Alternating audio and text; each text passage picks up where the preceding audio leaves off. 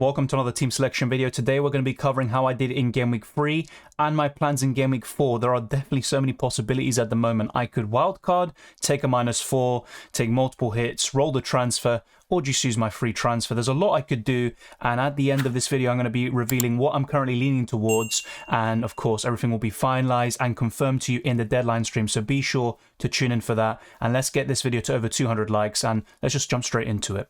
In goal, I went for Aaron Ramsdale once again, and he kept a clean sheet against Bournemouth, but he had several shaky moments, and he was the weak link in the Arsenal backline. Then you have the likes of Saliba scoring an incredible goal and notching a double-digit haul. So it wasn't the greatest, but still, it's a return from a goalkeeper. You look at Ederson conceding 3 to Newcastle, you look at Alisson conceding twice to Man United. So all in all, it's not the worst case scenario. It's a clean sheet, you can't complain too much.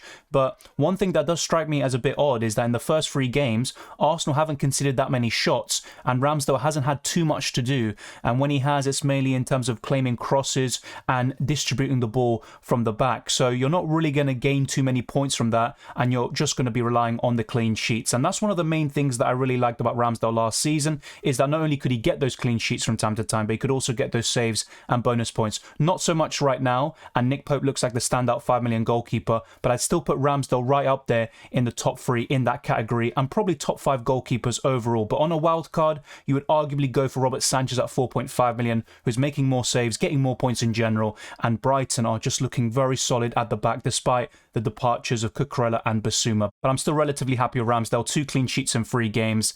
Let's wait and see how Arsenal perform against the top teams in attacks though. This might be the worst back 5 I've ever had in a single game week. Not even 2 points for one player.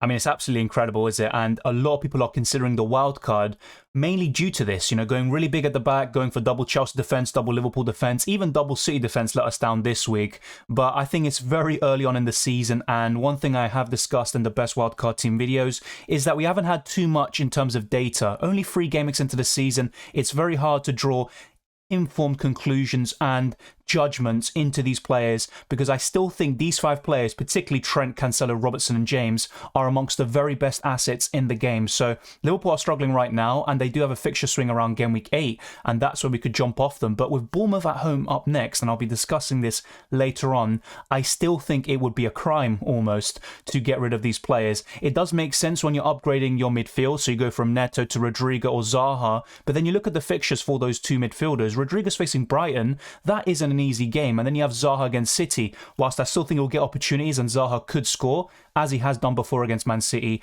I still think it's a tough fixture, and it doesn't warrant a -4 to get rid of someone like Robertson, who could still easily have a double-digit return against Bournemouth. But still, I have to say, I'm not going to sugarcoat it. This was absolutely shambolic, atrocious, diabolical, and hopefully we never see this ever again, because how many times are we going to see these 5 players with the qualities they possess going forward and defensively not being able to at least get 2 points? I mean, it's absolutely crazy, and hopefully it won't happen again.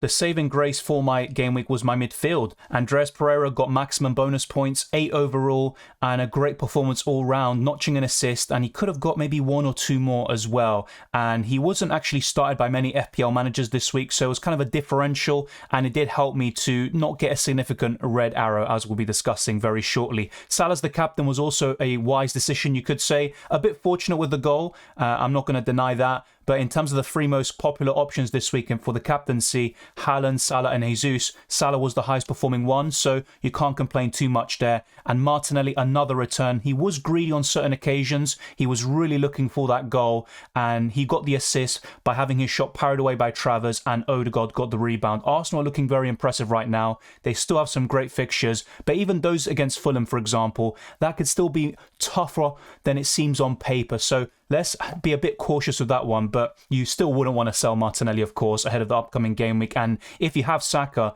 and you don't have Martinelli, I think it's a very easy switch, and you can upgrade another position with the extra 1.6 now, 1.5 million, with the difference between the 2 players in price. But very happy with my midfield. It was absolutely great this week. I returned from every single one of them, and also the attackers weren't too shabby either. Although not as impressive as my midfield, I'm very happy with how Haaland and Jesus did. An assist for the Brazilian, but he did get a yellow card, and Haaland got that goal, and he probably should have scored much more. So you could say it was relatively disappointing from the two, but still 10 points combined, you can't complain too much. And I keep talking about improving my midfield and possibly my attack, but as you can see, it's my defenders that are severely underperforming, and it's a key reason why I haven't had a good start to the season so far. But Haaland should have scored more goals, there's no denying it, and I think those that captain him were very unfortunate. City had an off day.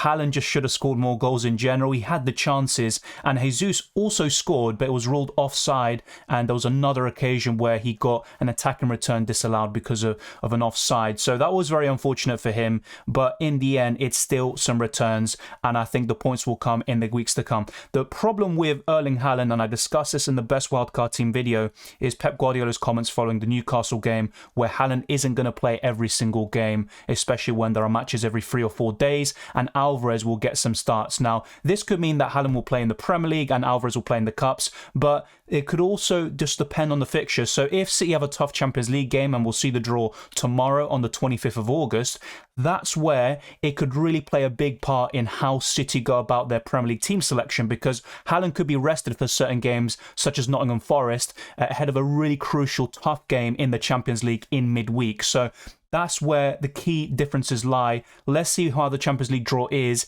If they have 1 or 2 tough opponents, I would be inclined to possibly sell Erling Haaland in the weeks to come. I wouldn't do it just yet. I still think he's going to start against Crystal Palace, but that is a relatively tough fixture on paper. They have caused problems to Arsenal and Liverpool already this season. They've done it already in the past to Manchester City, so bear that in mind. Jesus, I'm a bit more inclined to keep. I think he'll be rested for the Europa League and possibly some cups, and he's going to be starting the Premier League, which is going to be the main focus for Arsenal at the moment. So let's see how it all pans out, but I'm very concerned about Erling Haaland in the future, despite how impressive his start to life in England has been. All in all, Salah somewhat saved me a little bit this week, but only 49 points and another red arrow to 2.2 million. I started the week at around 2.1, but it's not the end of the world. It's not a good rank, of course not, but we're only 3 game weeks into the season. There's still so much to play for. And we've got the double game weeks to contend with, the chips. We've got also the kind of mini wild card ahead of the World Cup, as well as the second wild card. I haven't even used my first one. Will I be using it this game week? It is a possibility, but I'm going to be discussing what my current thinking is with my game week 4 team selection and how I can rectify things going forward.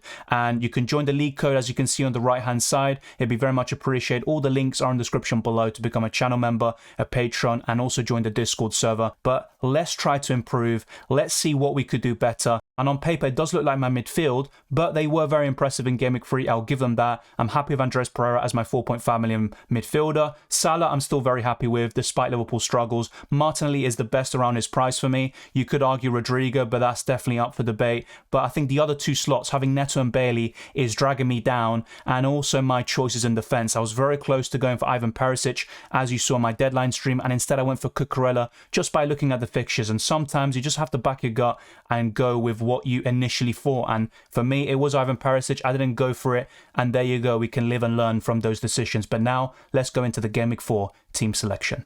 As I said last week, Ramsdale's always going to start over Danny Ward at this point. I don't trust Leicester defensively, and they're just leaking in goals. They're near the bottom of the table, and they're just struggling. The only player I really like is James Maddison, as I've said in all these videos. However, I want to highlight something with Danny Ward versus Iverson, because in the Carabao Cup yesterday, Leicester City beat Stockport on penalties, and Iverson saved 3 penalties, so he was the kind of hero in that match. And some Leicester fans are calling for him to start over Danny Ward, and there's a lot of pressure on Brendan Rodgers, just in general. You know, he's probably going to be on his way out of the club if results continue like this, and he might be forced or pressured into some of these changes like Iverson in for Ward. So bear that in mind. If you're wildcarding, for example, and you go for Danny Ward, there is a possibility that it's going to be Iverson starting over him. So that's a kind of bit of news that's happened since the recording of the best wildcard team video. With Ramsdale at home to Fulham, as I said earlier in this video as well, I don't expect a clean sheet necessarily. I think Mitrovic will cause some problems, and even if Arsenal score 3 or 4, they could also concede 1 or 2, maybe even 3 goals. It could be a high scoring game. Fulham have been very impressive. They're 7th in the Premier League table, and I think they're going to cause some problems in this London derby. But Ramsdale is still a decent option on paper, and I'm happy to start him. It seems like I don't learn my lesson. I didn't even get 2 points from a single player in Game Week 3. And what am I doing? I'm playing a back five yet again. But Cucurella and James at home to Leicester, I think, is still a decent fixture. Maddison's the only real threat, and perhaps Jamie Vardy on a good day. Harvey Barnes is also coming back from injury. He started against Stockport, so if he can get some minutes, he can also cause some problems. But Leicester looks so disjointed, a bit similar to Chelsea, but I think Leicester's problems run even deeper, and Chelsea still have a much better squad. And you would expect some points for their players, whether it's James, Mason Mount, Cucurella, etc. Let's wait and see. It should be a great game. Two struggling sides who will come out on top. As for the two Liverpool fullbacks, I still think they're going to get some big returns at home to Bournemouth. So I wouldn't be looking to sell them this week if possible. On a wild card, it's a bit different because you're also looking longer term and you're trying to fix your team structure and have that set in place. So you don't need to chop and change with your future transfers and possibly take some hits. But with normal transfers, would I take, for example, a -4 to do Robertson to Perisic and then get Rodrigo in for Neto? I wouldn't, to be honest. That's something that I'm perhaps going to do if I were to take a hit. But when I look at it, I think Robertson will get some points there against Bournemouth, whether it's a clean sheet, maybe an attack and return, or both combined. And I just think it's far too risky. So that's kind of maybe a spoiler alert in terms of how I'm thinking at the moment. But I'm very happy to start Robertson and Trent Alexander-Arnold. And Cancelo at home to Palace. I'm actually a bit uneasy about this one. I think Palace could score a goal or two. Even if City win the game or get a point, I still think that Cancelo could struggle with the points. But then again, I thought he'd do well against Newcastle and he didn't, and there's no easy game in the Premier League at the moment. This is a good back five on paper, but it just hasn't been delivering. And of course, I would rather have Ivan Perisic instead of Cucurella, but there we go, I made that decision. And there are some other great defender options this week, such as Zinchenko. You've got Trippier, Saliba, and quite a few others. I like the Brighton defenders like Lewis Dunk if you don't have Robert Sanchez in goal. So suddenly we have a lot to choose from, and maybe if this kind of bigger the back formula continues to not work, we can start to downgrade some of these players like Robertson in the future to Botman, Fabian Schär, Trippier, Dunk and Saliba. There's quite a lot to choose from, so I think that's where the value could be found, and you can also upgrade your midfield, which is looking like the best position as it tends to be. Despite how well they did in Game Week 3, I think my midfield has some issues in the long term. Salah, Martinelli I'm very happy with. Andres Pereira is good as a 4.5 million option. But the other two, Pedro Neto and Leon Bailey, are ultimately sells, whether it's now in Game Week 4 or maybe in a few weeks. Especially in the case of Pedro Neto, who still has some good fixtures in Game Weeks 5 and 6. But from Game Week 7 onwards, the fixtures turn sour and Wolves just struggle to score goals. Despite some impressive performances against Spurs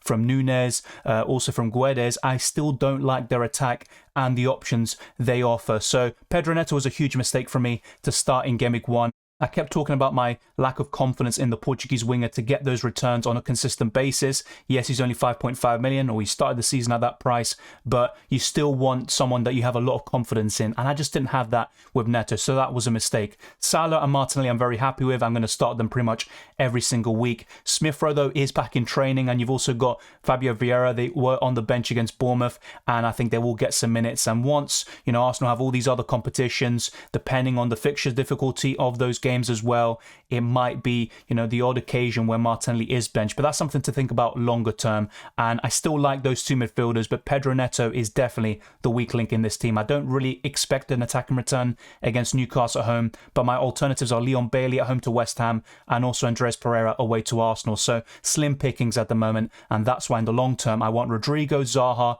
Maddison, or just a better midfielder than what I have at the moment. The two forwards speak for themselves. Gabriel Jesus and Erling Haaland are going to start every single week, but another long-term concern, as I said earlier in this video, is Erling Haaland. Is he going to continue to start every single game in the Premier League? I don't think so. When we look at the next 7 game weeks, my prediction is that he will start 5 of them, but it also depends on that Champions League draw, because if they have a really easy group, then maybe Haaland will start 6 Premier League games and be rested in the Champions League. But you also have to think about his Champions League record and probably his desire to start every single Champions League game and possibly, reach the likes of Messi and Ronaldo's goal-scoring records, which are ridiculous. I think Haaland is probably the biggest threat to that, along with Mbappe. So let's wait and see. It's all hypothetical what we're saying. We're just offering different perspectives and possibilities of what could happen. But I'm very concerned about Erling Haaland in the long term. So those of you with Kane who are maybe thinking of doing a switch now or next week, I'd probably just hold on to Kane at this point, despite Spurs having some tough fixtures on the horizon from Game Week 7, 8 onwards. So I still like both options a lot.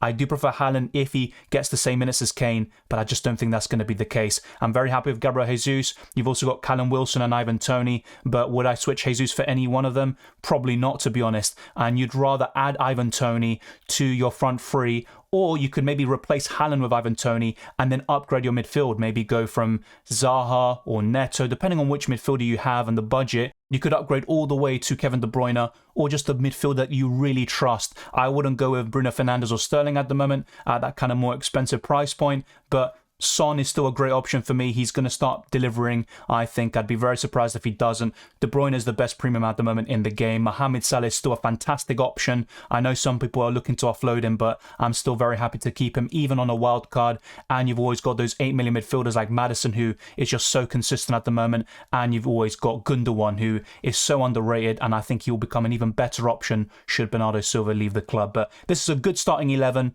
Neto is the weak link, and you could argue Cucurella isn't looking too great, but this should be a decent scoring game week with everyone playing at home. So now let's talk about the captaincy. It is probably going to be on Mohamed Salah despite Liverpool's struggles. I think he just has the highest ceiling. Bournemouth have limited their opponents to the least number of big chances when compared to Fulham and also Crystal Palace, which is quite surprising, to be honest. And actually it's Fulham that have conceded 9 big chances so far this season. So you could argue that Gabriel Jesus could be as good of an option for the captaincy, if not even better. But I tend to favour these midfielders. They get an extra point for scoring a goal and for getting that clean sheet. And Salah is still, for me, one of the very best, if not the best, FPL asset. And he definitely is of all time when you look at his pedigree. But you look at Erling Haaland and Jesus, I still think that Arsenal and City could potentially struggle a little bit in those respective games.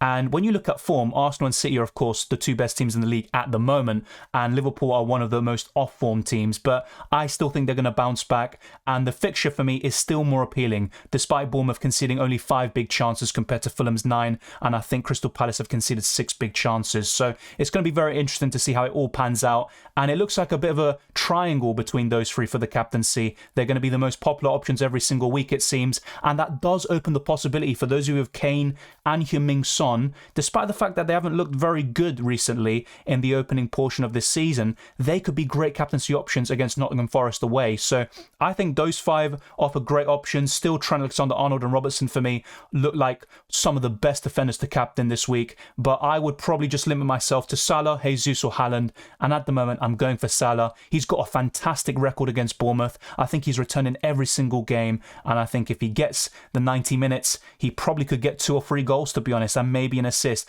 I could see Salah really bouncing back and producing a real big performance. And I think Liverpool will also produce a response because they need it. And I just don't see their bad form continuing for a very long time. In terms of the bench, Ward is there. I'm not too sure if he's going to start the next game, so that's going to be a bit of a worry, maybe long term. But ultimately, I'm always starting Ramsdale anyway. Bailey and Andreas are on the bench. They're in that order, with Archer last. And in terms of the best 4.5 million forward at the moment, it looks like Stansfield, who got an assist in Game Week 3 and also picked up 76 minutes. So he has by far the most minutes played of any striker around that price, but ultimately he's only going to sit on your bench. So he's someone to think about on the wild card. He's got low ownership and he's less likely to go down in price than someone like Greenwood, who has much higher ownership. But that's the team. That's how it's looking like. Now let me show you the alternatives. So up next is going to be the -4 hit transfer route, and you'll probably see why I'm not feeling too keen on going for something like this. And then later on, the kind of wildcard team I could go to with my budget. It's going to be a bit different to the best wildcard team because unfortunately, I'm not able to afford that now with the price rises. For a -4, I could do Robertson down to Perisic, and that enables me to improve my midfield and go for Rodrigo in for Neto. And as much as I prefer the Spaniard over Neto, I still think that fixture is quite tough, and I don't see a huge difference in points. Now, I could be wrong. I did say about benching Rodrigo in Game Week 3 against Chelsea, and look how well he did. And it's not always about the fixture. With the form he's in, he's the highest scorer in the Premier League. Will you back against him? And do you think that Neto will kind of be comparable in terms of points? Well, probably not. But I just don't think it warrants a -4 hit, especially when you're going from Robertson to Perisic. I personally think the Scotsman will score more points than Ivan Perisic, but that's definitely up for debate. If you look at recent form, that won't indicate what I'm saying right now. So this is the -4 route, and I just don't think it's worth it at the moment. I could just wait another week once Liverpool have a few tougher fixtures like Newcastle, and then I can make the switch for free, save that -4, and possibly score more points in Game Week 4. Let me know your thoughts in terms of my kind of normal team without making any transfers, rolling it, having to in Game Week 5, or taking the -4 right now, taking the plunge and going for this. And now I'm going to go to FPL.team. Be sure to check that website out, and I'm going to show you what I could wildcard to. In FPL.team, my team is predicted to score 63 points. Now let's compare it to a few kind of wildcard drafts, and they're very similar. It's just kind of a few key changes in midfield and attack depending on your team structure and your preference, really. So 63 points looks pretty decent. Now look at the first kind of wildcard team, 62 predicted points. Obviously, you really want actual points. That's the most important thing, of course. But I am kind of inclined to agree. In terms of this game specifically, I think my team can match this, if not outscore it. Because of Robertson, I still have a bit of faith in him. And here you can see kind of a back four structure. You've got Nico Williams, who's 4.1 million now. You've got two 4.5 million midfielders in Andres Pereira and Reed. And you go for a front three of Tony, Jesus and Kane, which is looking very popular at the moment. Now, don't get me wrong. I would love Haaland over Harry Kane for the extra 0.2 million. I can still afford it, as you can see on the top of your screen, but the big problem is the minutes going forward, and you might be saving a transfer by going for Harry Kane already. So this is one wildcard draft that you can see here, and the second one is with a bit of a similar structure to what I showed in the best wildcard team for this week, with Wilfried Zaha instead of Ivan Toney, and Stansfield really kind of replacing the other 4.5 million option in Reed. And it also allows you to maybe go for a more expensive backline with Saliba. You've got a bit of rotation headaches, you could say, team selection headaches, and would you really want to bench Zaha on his current form? 5 big chances in the opening 3 game weeks, probably not. But in most cases, with all these teams that I'm showing you here, Salah would be the captain